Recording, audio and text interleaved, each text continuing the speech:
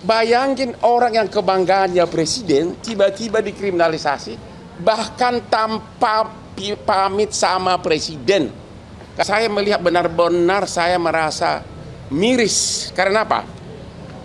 Jampitsus itu adalah yang dibanggakan oleh Presiden Prabowo karena dengan dia mendapatkan, negara mendapatkan sebagai Satgas PKH 300 triliun. Kemudian dalam 1 tahun. Dalam 1 tahun. Kemudian pengembalian kerugian negara dapat 130 triliun. Sudah 430 triliun kembali dibanggakan oleh presiden. Bayangin orang yang kebanggaannya presiden tiba-tiba dikriminalisasi, bahkan tanpa pamit sama presiden. Karena waktu saya di Singapura saya bikin akun bahwa nggak mungkin presiden nggak tahu. Ternyata enggak. Itu 430 triliun. Lu bayangin coba. Disitulah saya merasa marwah dari klien saya yang sampai sekarang hubungan baik.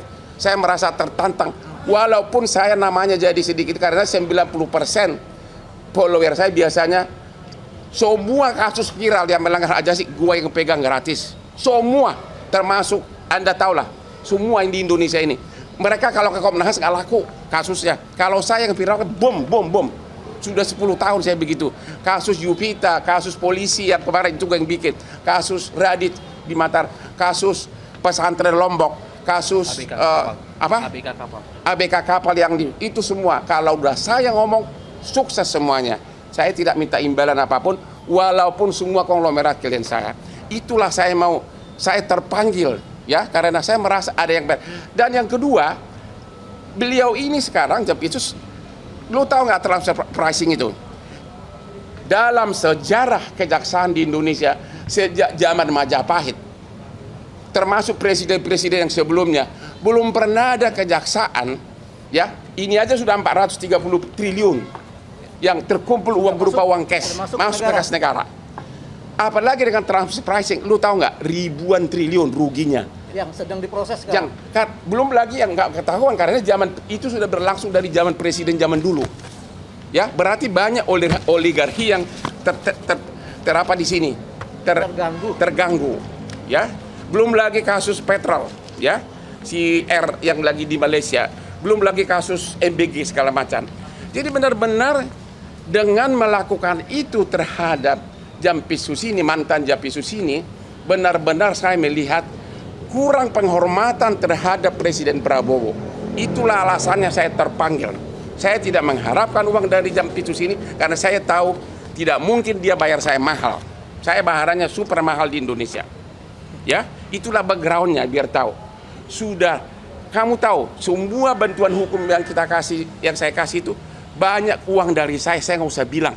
Kasus Radit semua saksinya gue yang biayai. Kasus ABK kapal gue yang biayai ke Komisi 3. Semua, nggak mungkin. Puluhan pengacara saya kirim. Jadi bagi follower saya yang merasa kok Hotman sekarang jadi begitu, yang semula 95% sebagai pengagum saya, silahkan gue ambil resiko itu.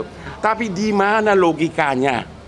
Seorang bawahannya presiden, ya, justru mentersangkakan, mempermalukan bawahan yang lain yang adalah kebanggaan presiden yang telah mengembalikan uang kepada negara 430 triliun cash. Dengan cara seperti ini. Dengan cara tanpa diperiksa saksi, langsung bung.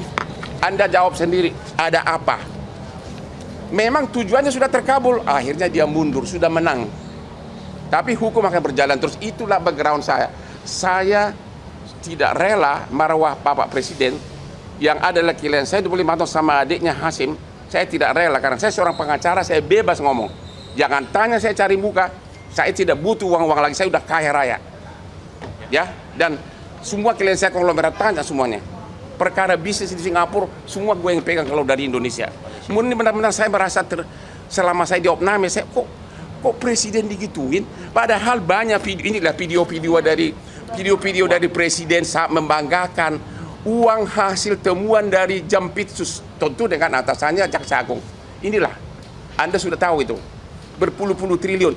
Kok bisa orang yang tangan kanannya ini begitu saja dipermalukan, melanggar KUHAP? Kalau ada yang mengatakan itu tidak melanggar KUHAP, ayo kita sama-sama robek gelas sarjana hukum kita. benar-benar KUHP itu tidak dipakai sama sekali. Ya, benar-benar saya merasa kok presiden digituin, padahal belum ada zaman dulu pun, sejak dari SBY, dari mulai Jokowi, kejaksaan ratusan triliun, udah 430 triliun uang cash masuk ke kas negara. Waktu sebentar. Belum lagi transpricing itu bisa ribuan triliun. Dan siapa yang melakukan itu? Jampitsus Febri. Kok kenapa langsung lebih rendah dari tukang ayam, lebih rendah dari pencuri ayam? Andalah yang tahu apa backgroundnya. Ya, ada lagi? Apa? Emang lu fakultas hukum udah jelas lah, nggak usah pakai ditanya pasal berapa, monyong lu ah.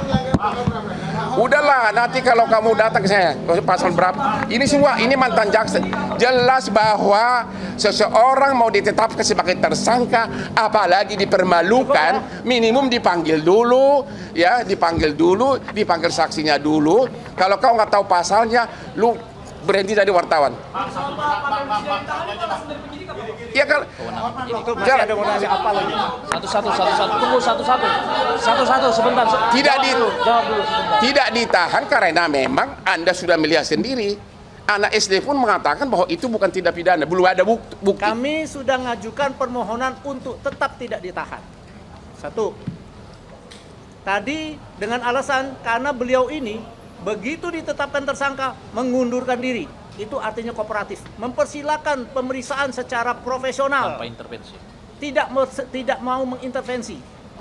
Oke. Selanjutnya kedua, karena sudah tidak jampitsus, dia tidak bisa mengatur apa-apapun yang ada di dalam sini lagi. Sudah ada PLT-nya. Ketiga, barang buktinya pun sudah dikuasai oleh penyidik. Apalagi itu alasan-alasan yang selama ini dikeluarkan oleh penyidik untuk melakukan penahanan. Yang terakhir, karena ada upaya hukum cekal, tidak perlu ditakutkan lagi dia keluar negeri. Menurut kami itulah alasan yang bisa mungkin diterima oleh misalnya. Yang paling penting kalian bertanya. Kalau Anda punya nyali bertanya, tanya kepada Kapolri. Hei, kenapa nggak nanya Pak Prabowo dulu sebelum melakukan ini terhadap tangan kanan dari yang dibanggakan oleh Presiden Prabowo? Tanya. Saya baru tahu tidak ada izin. Coba bayangkan coba. Coba bahan ini fotonya di. Ada hidden agenda bang ya? Hah? Ada hidden agenda dong berarti ya? Tanya kakekmu, masa tanya gua? Nggak tanya kakekmu lah. Ya udah deh, udah gua nggak tahu. Ya lu udah deh, saya nggak tahu agenda ini. Gua jangan tanya itu. Udah deh, shut up. Nggak, saya nggak tahu. Udah deh, kok pada bisa gua menafsirkan maunya orang? Udah saya jawabannya, lu harusnya tahu. Kita tidak bisa menafsirkan. Loh. Cuma kita berpikir seperti itu. Nah, Seorang kebanggaan dari ini, lihat nggak foto ini, kebanggaan dari presiden. Dan sudah mengembalikan ke negara 430 triliun. Belum lagi transfer prasi yang begitu besar yang tidak pernah disentuh sebelumnya. Begitu saja dipermalukan. Ada apa? Tanya, makanya malam ini kalian langsung ke Mabes Polri tanya kalau kau bukan pengecut. Subscribe, share, like, and comment. Subscribe, share, like, and comment. Subscribe, share, like, and comment. Subscribe, share, like, and comment. Subscribe, share, like, and comment.